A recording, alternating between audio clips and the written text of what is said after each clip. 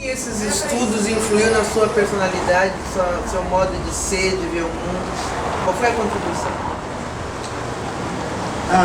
Aprendi etiqueta, me abriu a mente, me ensinaram algo muito importante.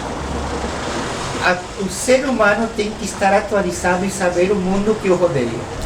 Então é um hábito que eu tenho todos os dias. Eu entro no meu correio eletrônico e entro no diário El País de Montevideo para ler as notícias do mundo e do meu país. Eu sei o que está acontecendo no meu país e no mundo todos os dias. Não olho assim TV, jornais, não. Eu prefiro a parte escrita, porque eu acho que é mais, não tem tanto sensacional, é mais puro. Sim. Tá? Então, isso foi uma lição que eu vou levar no resto da minha vida, sempre saber, tá, o que está acontecendo no mundo. Isso foi a primeira grande lição. Outra grande coisa que aprendi a amar o que é a diplomacia e as funções dos diplomáticos de importância para o mundo, quando é uma diplomacia levada a sério. Então isso foi o grande legado que deu essa carreira para mim. Tá. E agora eu vou lhe perguntar sobre as suas vivências na Europa e depois como você veio parar em Pelotas. Vou começar por último. Pelotas eu vim parar então tá bem. porque era a cidade mais perto do Uruguai que eu tenho que ir sempre e é culturalmente rica. Então, desde quando o senhor está aqui? Faz 2 anos. Certo. Eu vim parar aqui o dia 7 de junho do ano 2020. Ou seja, 2 anos. Pelotas é uma Já cidade... na pandemia. Sim, Pelotas é uma cidade muito rica culturalmente. A maior cidade do país, do Uruguai, é Montevideo, que tem 1.500.000 habitantes com as cidades satélites. É uma cidade que vai decrescendo, mas é culturalmente muito rica. Sim. Então, Pelotas é uma cidade que é culturalmente rica, é maior que qualquer outra cidade do país, porque a segunda cidade tem, acho que, menos que a população de Pelotas, que é Las Piedras, e era uma maneira de eu estar, não no Uruguai, mas num lugar que ficasse perto do Uruguai para eu poder. Então foi Pelotas que eu... Mas o que lhe atraiu? Eu conhecia, eu vinha sempre a Pelotas, gostava de Pelotas. Foi algo, como eu lhe disse, eu não me imaginava morando em Porto Alegre, tá? Que é uma urbe de mais de 3 milhões de habitantes, mas me imaginava morando aqui, que tem lugares que é muito parecido com Montevideo. Inclusive a Dom Joaquim tem muito parecido com Carrasco. E o senhor consegue, não sei, a partir das suas vivências, saber o que acontece entre as pessoas de diferentes etnias aqui?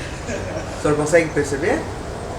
Não, sou sincero, Tá. não, porque eu não tenho contato praticamente com as pessoas, minha vida é aqui dentro. Tá. Então pessoas negras são poucas que vêm aqui. Pouquíssimas, poucas. Até o momento. Poucas. Tá? Então eu aprendi mais com o Ivo, que ele tem mais contato com... Me conte quem é o Ivo. Aqui. Não, mas eu quero que o senhor conte aqui. Vem Ivo. Tá? Eu não conhecia muito bem, inclusive eu descobri por ele que Pelotas tem uma religião africana única, que é o Batuque. Sim. Mas eu não sabia. Chega aqui do lado.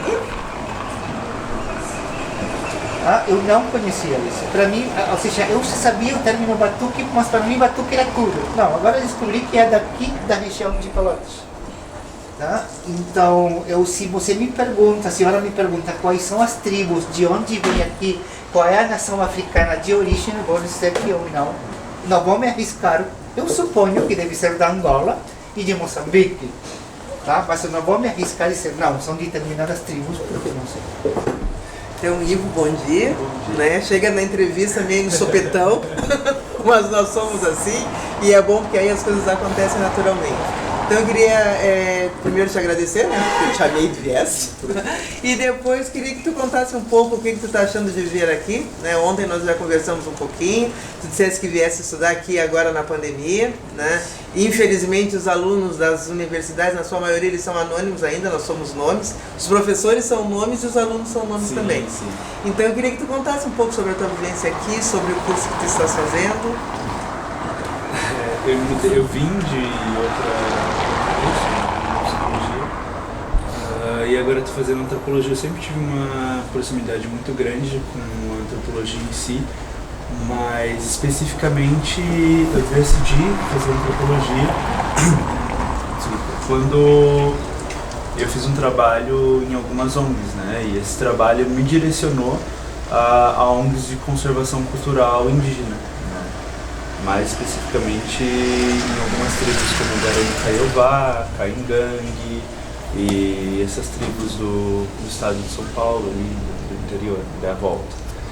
E foi onde eu decidi fazer antropologia, né, e mudei para cá, justamente para isso, né. São poucas faculdades de antropologia no Brasil. Sim. Então, Pelotas ela tem um foco muito grande no estudo ameríndio, que é a área que eu pretendo seguir, que por estar mais ao sul do Brasil, sim, né? Sim. Exatamente. Então tem toda essa região aqui que é composta por serrites e tem um estudo forte dos povos do banhado, né? Que é mais interesse minha. Em relação à vivência da cidade, que eu costumo dizer que é um grande choque, né? É diferente, né? De onde tu viesse? Paulo, sou de São Paulo. São Paulo. São Paulo capital. Primeiro porque é uma cidade menor que São Paulo, né? Então você costuma viver um ritmo frenético, né? É o ritmo de São Paulo, cidade de milhões de habitantes. E segundo porque a cultura da cidade é um pouco diferente, né? Você pensa em São Paulo enquanto cidade fundada, que na realidade cai naquele dia o Brasil é para todos, né? Mas cidade fundada por pessoas que foram construir São Paulo, né?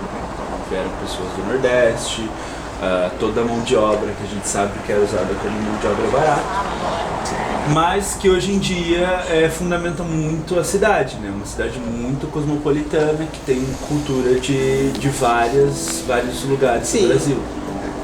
Então assim, quando eu vim para Pelotas, eu notei que é uma cidade culturalmente muito rica, mas assim, ela tá caminhando nessa questão da aceitação da população que não fazem parte dessas, entre aspas, minorias, né? Não gosto de usar esse termo, mas não fazem parte desses povos marginalizados, né?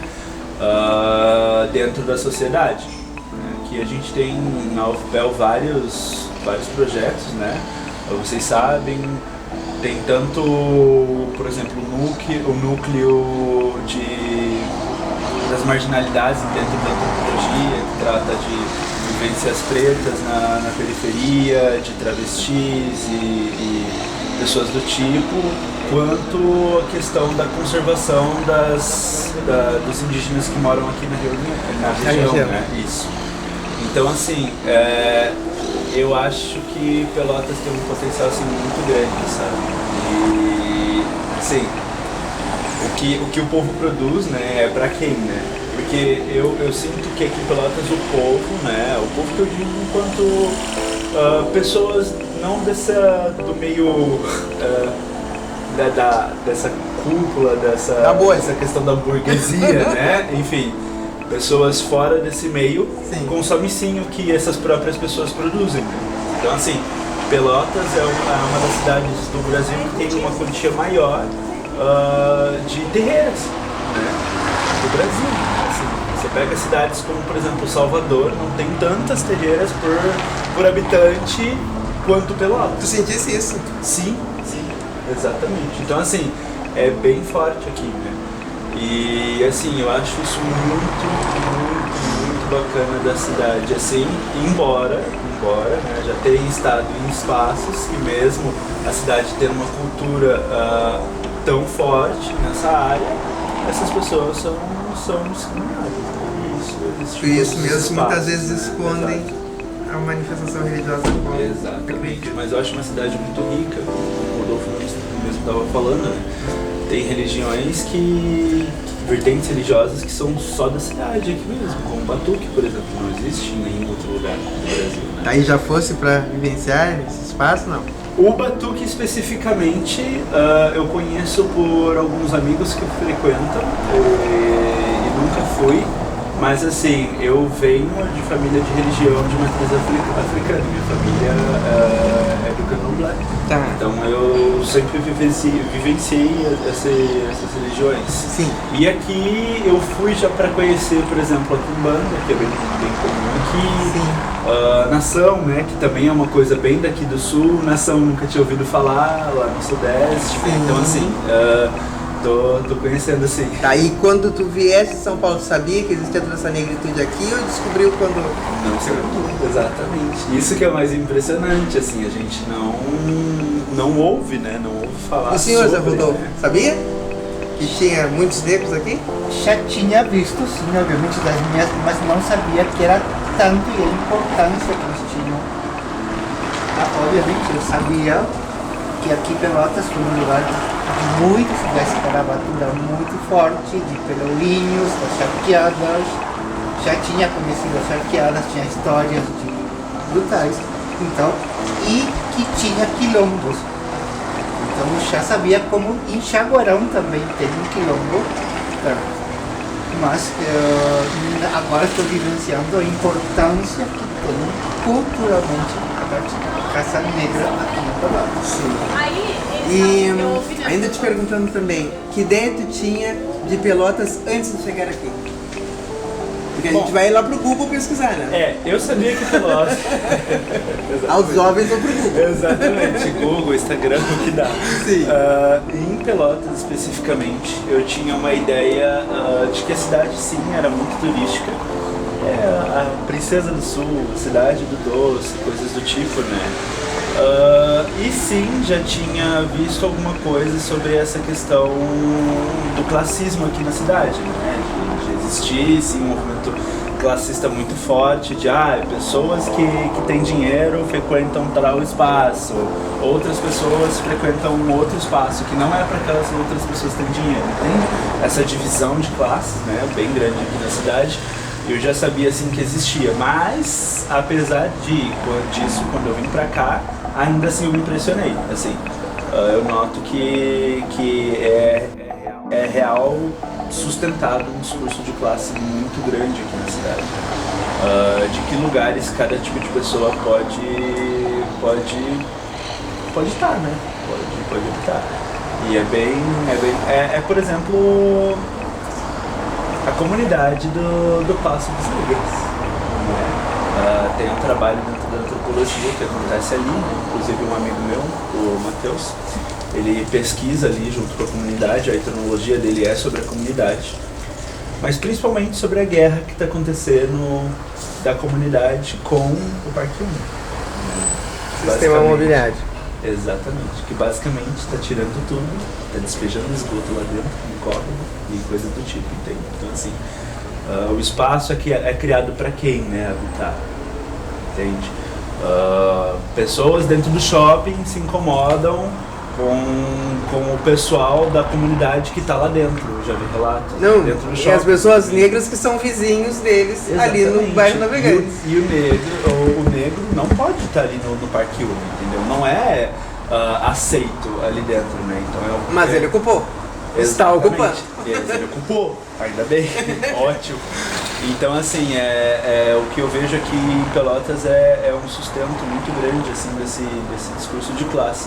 Mas assim, não que São Paulo seja extremamente diferente disso, obviamente. Não, eu sei que lá também existe uma diferença. Exatamente, não é o processo de apagar esse prejuízo que pessoas sofrem em outras cidades. Mas eu acho que também por ser uma cidade menor, né, do que São Paulo, por exemplo, você tem mais espaço, mais tempo para perceber esse tipo de coisa. Porque, claro, eu não estou no lugar de fala para dizer que essas pessoas sofrem, né? Eu vejo, eu não vivo. Né? Sim. É um espaço totalmente diferente, né? Como eu disse, não é meu lugar de fala, mas eu sinto, eu vejo assim que acontece bastante. E é uma das coisas assim que me impressiona assim na cidade, porque como eu disse, o movimento assim negro, preto na cidade é muito forte, né? Mas é o questionamento que eu fiz, pra quem, né? Quem que isso? Porque eu acho que o espaço universidade ele também é cheio de barreiras, né? Assim, Muitas barreiras. exatamente. Então assim, quem está dentro da universidade, né, quem cursa, eu, por exemplo, sou uma pessoa que não recebo ajuda dos meus pais, eu trabalho para me manter, né? E assim, é uma vivência, né? Uma vivência diferente, assim, tu tá ali todo dia, e daí tu faz um curso integral, daí você tem que estudar a matéria daquele curso e ainda trabalhar, enfim. E tem diferentes classes e etnias presentes lá, né? Com diferentes vivências, diferentes conceitos. Dentro do espaço universitário, né? Diferentes, assim, pensamentos, vidas, né? Totalmente diferente, né? Mas um dos problemas que a gente sempre comenta, né? Que já está batido na universidade, que é a produção de conteúdo, a produção de pesquisa, a produção de informação. Pela universidade mesmo. Então, uma das questões minhas, assim, acho que, sei lá, tentar de alguma forma tornar esse conhecimento mais palpável, assim, mais acessível assim, para as pessoas e não tão sustentado nessa questão da divisão de classe médica. Tudo bem? Então tá. Obrigado então. Tudo bom? As pessoas estão chegando. Como eu cheguei eu volto aqui pra tomar a café ver da o tarde. Uruguai, uma detective uruguaia que me pintou, que faleceu com 86 anos, chamado Carlos Paes de León. Ele é o pintor que seria ser o Picasso, tá, do Uruguai. Inclusive ele foi aluno de Picasso. Picasso presenteou ele com várias cerâmicas. Ele morou na África, foi a pessoa que fez a casa de Marlon Brando em Papete, pintou o Banco Nacional do México e criou em Punta del Este a maior casa do mundo, chamada Casa Pueblo, Casa do Povo. Tá? Foi uma casa que tem 1000 quartos e foi feita totalmente à mão. Dentro eu tive a honra de conhecer a casa dele. Dentro da casa, que é uma estrutura muito orgânica, ele tinha como saindo das paredes máscaras. Das mesmas que eu tenho, Sim. tá? Orgânicas, formando parte das colunas, esculturas, tá? Songue, esculturas luba, gigantes, máscaras, tá? E saíam do teto, e aí comecei a amar, tá? O arte africano, porque ele amava, tá? O que era a África. Picasso, para mim, é um dos maiores pintores da história da humanidade, se baseou na cultura africana, na tribo Songue, que ele tinha uma máscara, tá? Para criar o que era o cubismo, que revolucionou a pintura mundial. Sim. Tá? E Paes Vilaró também era cubista e baseado nas mulheres negras e nos homens negros. Tá? Para pintar o livro, ele tinha enciclopédias, tá? De mulheres nas tribos e se baseava com isso para poder pintar. Então foi aí que eu conheci o que era a arte africana pura. Muito bem. Em Montevidéu tinha uma casa, o bairro das pessoas negras, tá? Em Montevidéu se chama Bairro Sur. O Bairro Sur é o lugar onde as pessoas negras moram, tá? E de lá, no carnaval, o carnaval do Uruguai, o mais comprido do mundo, dura um mês. Nossa! Sim. E no Uruguai tem um ritmo de carnaval que é único, tá? Que é o candombe. O candombe é patrimônio cultural da humanidade. Nesse bairro sul acontecem o que se chamam as chamadas, que é como se o povo se reúne e eles com os tambores, com as lonjas, com fogos, tá? fazem um aquecimento e dão as boas-vindas para o carnaval. Nesse lugar, em Montevidéu, tinha, eu conheci quando era criança, uma casa antiga gigante, que nesse momento, nos seus auges, era uma casa de ricos, chamada Medio Mundo.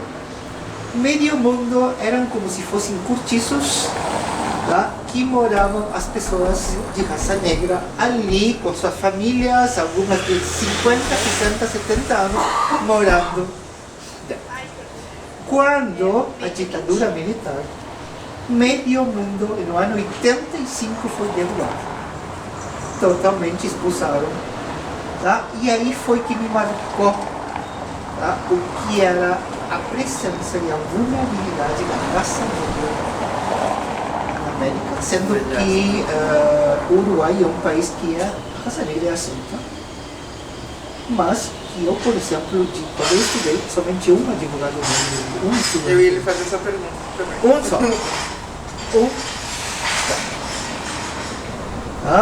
Sim, temos grandes representantes da música. Temos uma vedete que se chamava Eva Luna, que morou em Paris, famosa, que levou o carnaval, tá? E a cultura uruguaia para o mundo. Um dos maiores jogadores de todos os tempos era negro, Obdúlio Varela, tá? Mas lá, eu nunca vi um médico. Nunca vi. Estou sendo um único advogado. Político então nem se fala, não é? Deixa eu pensar. Isso, pense. Mas se precisou pensar, Não, eu achei que o senhor ia responder isso. sou sincero. Então as pessoas negras no Uruguai vivem em Montevidéu, na periferia. Vivem no bairro sul. Sim. Agora estão distribuídos em diferentes, mas o lugar. Tá? Mas é um local com infraestrutura, com Sim, é atendimento lindo. médico. Sim. É um bairro ao lado do. Ou seja, está no bairro sul, para que tenha uma ideia. Tá? É o bairro onde está a Embaixada dos Estados Unidos, está Cidade Velha, compõe assim, ó. Cidade Velha, Centro, Tá. Bairro Sur, Cordão, e dá toda a vista mais bonita da cidade, as praias mais bonitas estão aí, é bem no cordão do centro. Então a próxima vez eu vou imaginar. Tá? Então, é um lugar, tá? Como se fosse uma cópia de Paris com prédios neoclássicos, tá? Mas que vivem pessoas negras. Ou seja, não me perguntem o porquê.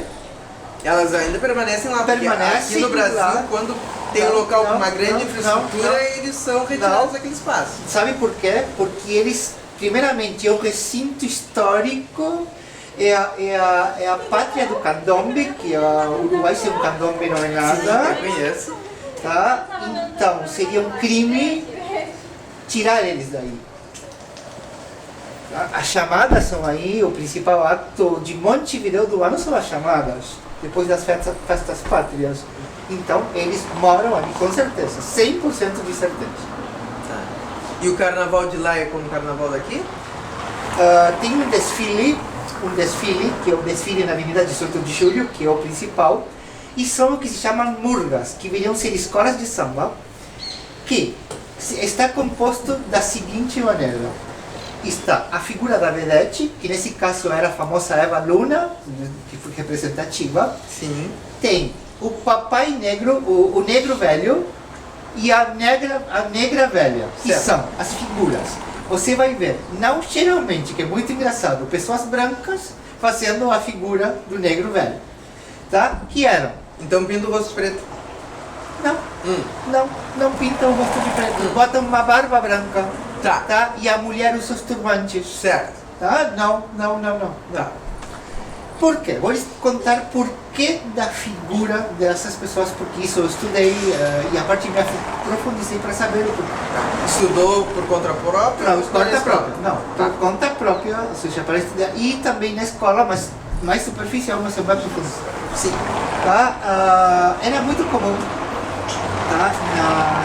Se diz que a escravatura no Uruguai foi mais leve, tá? Que em outros países. Ou seja, não foi, os pelourinhos não existiam, essas coisas. Tá? E as pessoas negras, que geralmente tá? Eram cuidadas, moravam dentro da casa, não sei como se diz, eram patrões, não sei como se diz, tá?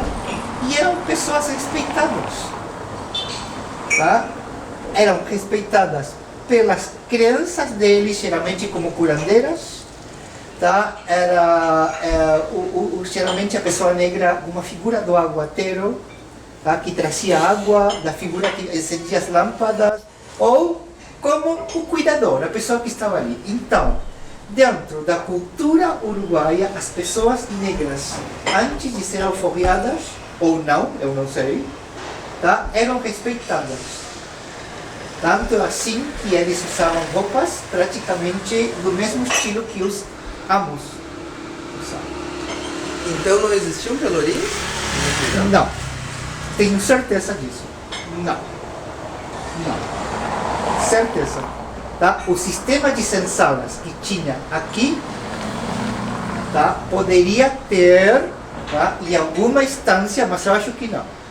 Tá? Tinha as casas para os escravos, ou alguns moravam na parte da dependência das cozinhas e da parte de trás. Tá? Mas o que era esse sistema dos porões, lá não tinha certeza disso. Tá?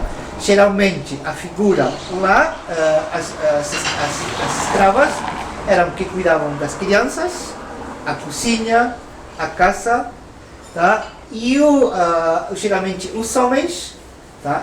Na parte da cidade, se encarregavam da parte da iluminação, da limpeza, como aguateiros, tanto que também tinha aguateiros brancos que viviam disso. Mas pelourinhos não tinha. Tá? Eu tenho somente... O que eram os aguateiros?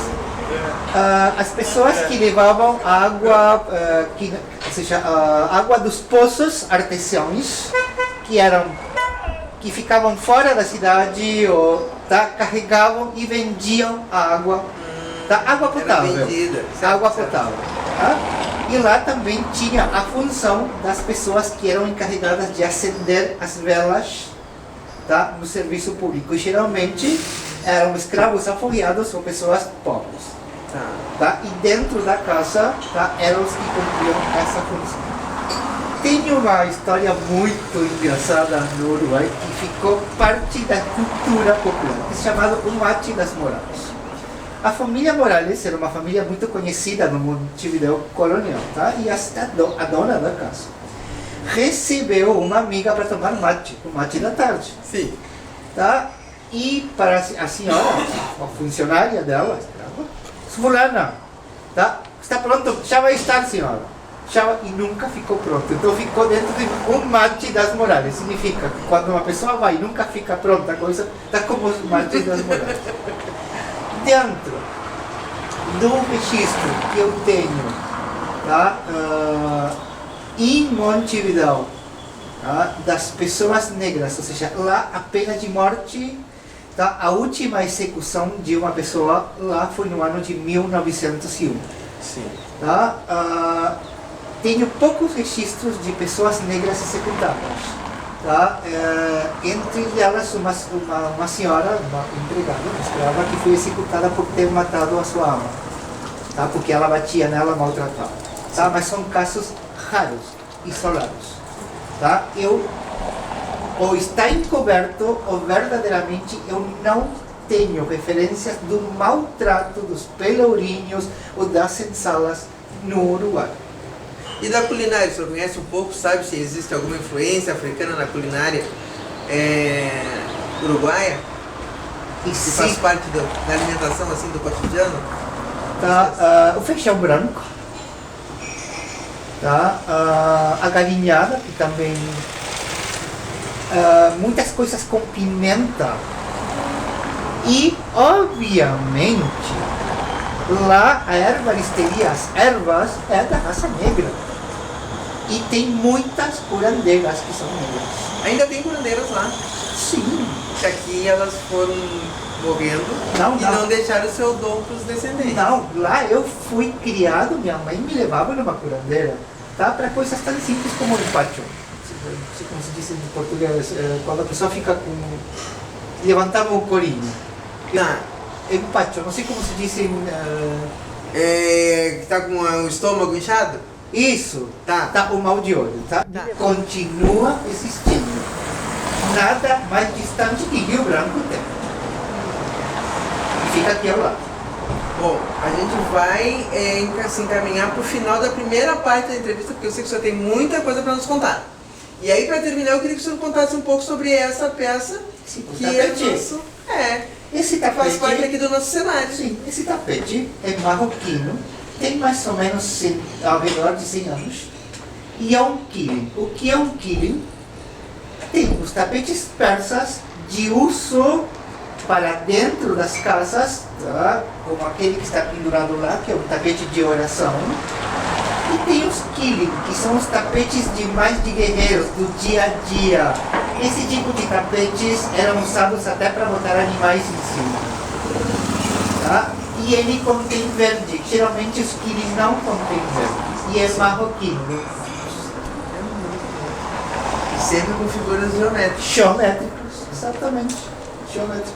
E o que o senhor não resistiu e comprou no Egito? Que eu esqueci de perguntar. Vamos lá voltar lá. Eu no Egito, O que o senhor trouxe de eu recordação? morria por comprar coisas, tá? Mas eu não me animava, porque era... Muito medo. Não me animava não por medo, era porque não sabia o preço. Também. Onde foi que eu comprei? Comprei algo que eu amo, que é um obelisco verde, tá? No Lago Nasser, e um despojador, uma fontezinha de alabastro verde, tá? Isso foi que eu comprei. Depois, comprei em Assuan, tem a maior fábrica de óleos, aceites essenciais e óleos para perfumes do mundo, das quais vendem para Chanel, para Gucci. Comprei alguns óleos. Eles chegam, você chega lá, eles te fazem uma massagem com os óleos, que foi a melhor massagem que eu vi na minha vida. Nossa. Tá? E depois te apresentam, tá? Todos os tipos de aceites essenciais que tem. Aí eu trouxe. E, obviamente, tá? Eu trouxe camisas de linho. Foi a única coisa que eu adquiri.